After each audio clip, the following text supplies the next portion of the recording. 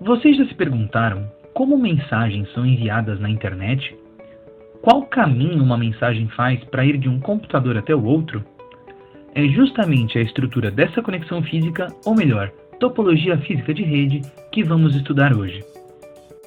Naturalmente, se pensarmos em dois computadores, ou nós, que é o termo que vamos utilizar daqui para frente quando falamos de pontos de uma rede. Então, se pensarmos em dois nós, o problema de conexão é muito simples. Basta um cabo ligando os dois que o problema está resolvido. Porém, como fica a situação quando temos vários computadores para serem interligados? É aí que temos diversas possibilidades. A mais intuitiva seria ligar todo mundo com todo mundo diretamente, numa estratégia ponto a ponto. Chamamos essa topologia de rede de malha totalmente interligada, ou em inglês, rede full mesh. Ela é extremamente eficiente do ponto de vista de velocidade de conexão, que é virtualmente instantânea. Mas venhamos e convenhamos, esse tanto de conexão é impraticável na maior parte das aplicações no mundo real. Vejam só, com 100 nós, precisamos de 4.950 conexões, mas com 1 milhão de nós, as conexões necessárias já saltam para mais de 500 bilhões. Então, dado o alto custo e complicações de manutenção dessa quantidade gigante de conexões, normalmente o mais próximo de uma rede totalmente interligada que vemos aplicado é uma rede em malha parcialmente interligada, ou em inglês, rede partial mesh, na qual nem todos os nós se interligam diretamente, e aí nesse caso já é necessário o roteamento de pacotes. Roteamento de pacotes? Exatamente! Veja, no caso de uma rede na qual nem sempre há um caminho direto entre um nó e outro, eventualmente uma mensagem vai ter que fazer um caminho que passa por outro nó antes de chegar até o seu destino. Contudo, normalmente existem mais do que um caminho até o nó de destino, cada um passando por diferentes nós, e é na escolha do melhor caminho que atua o roteamento de pacotes. Se analisarmos a susceptibilidade a falhas na malha parcialmente interligada, percebemos que há alguns nós sem redundância de conexão, e por isso, uma falha no único cabo de um nó desses implica na perda total de comunicação com ele. Enfim, mesmo com essa diminuição de interconexões comparado à rede full mesh, bancar tudo isso de cabo não é barato. Então, as redes full e partial mesh acabam sendo encontradas comumente para conexão entre servidores gigantes internacionais e, principalmente, para conectar redes a outras redes, como, por exemplo, conectar a rede nacional brasileira à rede nacional americana, aplicação na qual esse custo se justifica em detrimento das altíssimas velocidades de conexão obtidas. Chamamos essas redes que conectam outras redes de rede WAN, que significa rede de grande área, e a escala desse tipo de rede é global, nacional ou estadual. Nessas situações mais comuns, é ainda mais importante considerar restrições de orçamento, manutenção e desempenho. E por isso, temos algumas opções que podemos utilizar dependendo das nossas necessidades. Uma topologia possível é a topologia em estrela. Nela temos um nó central, que pode ser um switch ou hub, e ele está diretamente interligado a todos os nós. Todas as comunicações passam por esse nó central, que desempenha esse papel de chaveamento para encaminhar as mensagens. Assim, quando uma mensagem é enviada de um nó para o outro, ela passa primeiro pelo switch ou hub, para depois seguir para um nó de destino. É importante notar que essa conexão é bidirecional. Assim, pelo mesmo cabo que enviam, os computadores também recebem pacotes do nó central. Essa é a topologia mais comum em redes de computadores, e normalmente é aplicada em redes pequenas.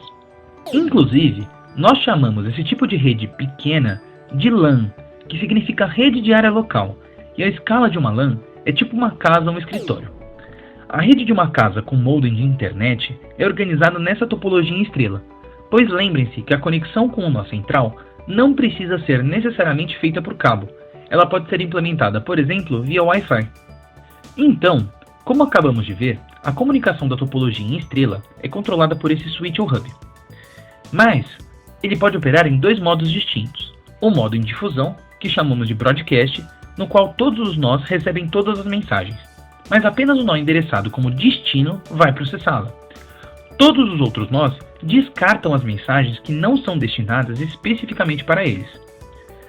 Também temos o modo sem difusão, no qual a mensagem de um nó só é encaminhada pelo switch ou hub para o nó de destino mesmo. Perceba que nesse caso, um nó só recebe as mensagens que são encaminhadas para ele mesmo, então não é necessário nenhum tipo de descarte de mensagens. Como principais vantagens da rede em estrela, podemos citar que sua estrutura simples permite a fácil identificação da origem de eventuais falhas na rede, é fácil adicionar novos nós à rede, basta que haja portas disponíveis no switch ou hub central, uma falha em um nó não compromete a rede inteira, e o nó central pode desempenhar outras funções além do chaveamento, como implementar mecanismos de segurança e diagnóstico de rede. Por outro lado, como principais desvantagens, temos que uma instabilidade ou falha no nó central compromete a rede inteira. Também temos que a expansão da rede é limitada fisicamente pela quantidade de portas disponíveis no switch ou hub central. Assim, se precisarmos adicionar muitos computadores na rede, talvez tenhamos que comprar um novo equipamento com mais portas. E por fim, temos também o desempenho de rede limitada pela capacidade do nó central. Uma outra topologia física que podemos utilizar é a rede em anel.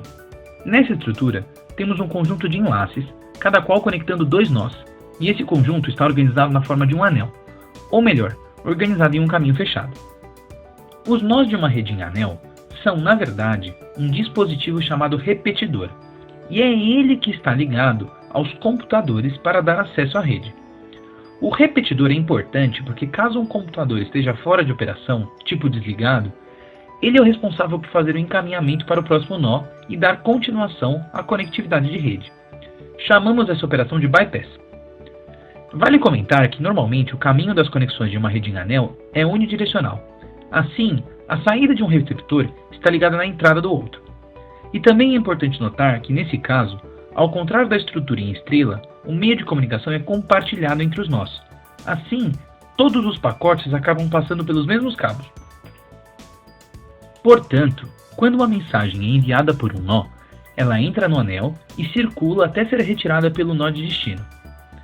Porém, dependendo do protocolo, há a possibilidade da mensagem só ser retirada do anel quando chegar no nó de origem novamente, mas isso realmente depende do protocolo utilizado.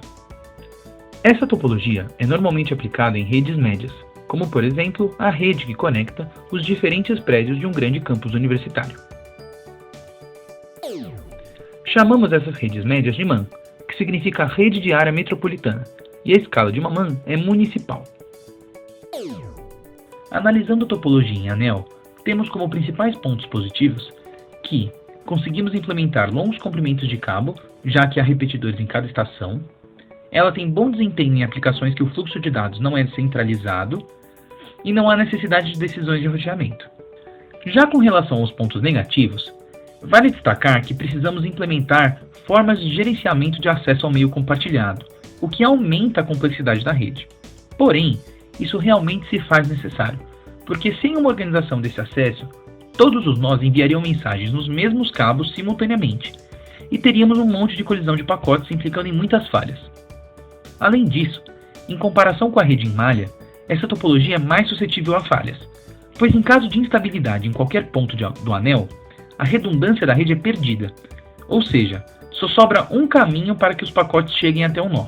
E caso ocorra mais uma instabilidade nessa situação, haverá o isolamento de vários nós. Ainda temos a topologia do tipo barramento. Nela, usamos uma estratégia multiponto para conectar os nós. Assim, eles compartilham um cabo comum, ou melhor, um meio físico comum. Veja que os nós estão ligados ao mesmo meio físico. É importante notar que, dado esse compartilhamento de meio comum, se faz necessário implementar mecanismos para o gerenciamento de acesso à rede de cada computador, de forma análoga a como ocorre com os repetidores da rede em anel. A comunicação acontece por difusão, que, como já vimos na topologia em estrela, a gente chama de broadcast. Então, todos os nós recebem todas as mensagens. E lembrem que apenas o nó de destino vai processar a mensagem endereçada para ele. Todos os outros vão descartar as mensagens que não são especificamente suas. Hoje em dia, não utilizamos muito a topologia física de barramento. Porém, muitas redes, embora com outras estruturas de interconexões físicas, se comportam logicamente como barramento.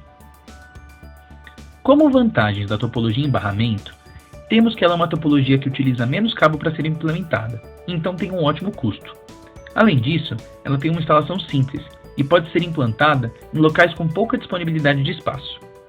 Nela também não há necessidade de decisões de roteamento. E por fim, uma falha em uma estação de trabalho não compromete a rede toda. Já como principais desvantagens, temos que uma instabilidade no meio compartilhado compromete toda a rede, há uma necessidade de usar mecanismos de gerenciamento de acesso ao meio compartilhado, e esses mecanismos não são triviais, adicionando complexidade à rede. Um aumento no tráfego de dados no meio compartilhado pode causar problemas de velocidade na rede, e também que há uma dificuldade de se identificar a origem de eventuais falhas, dada a sua estrutura compartilhada. Já vimos todas as topologias de rede simples. Porém, é possível unir topologias diferentes em uma mesma implementação, e nesse caso, temos as topologias híbridas. A ideia é aproveitar as melhores características de cada topologia usada na união para criar as condições mais ideais a fim de atender o tráfego de rede, as cargas de processamento de dados e a latência. Um bom exemplo de topologia híbrida é a topologia anel-estrela, que consiste em várias estrelas interligadas em uma estrutura de caminho fechado. Essa topologia híbrida combina a capacidade de tolerância a falhas da topologia em estrela com a confiabilidade de dados da topologia em anel. Enfim, hoje conhecemos as principais topologias de rede: rede em malha totalmente interligada, malha parcialmente interligada, estrela, anel e barramento. Além disso, vimos como cada uma funciona, suas principais características e onde cada uma pode ser aplicada. Obrigado.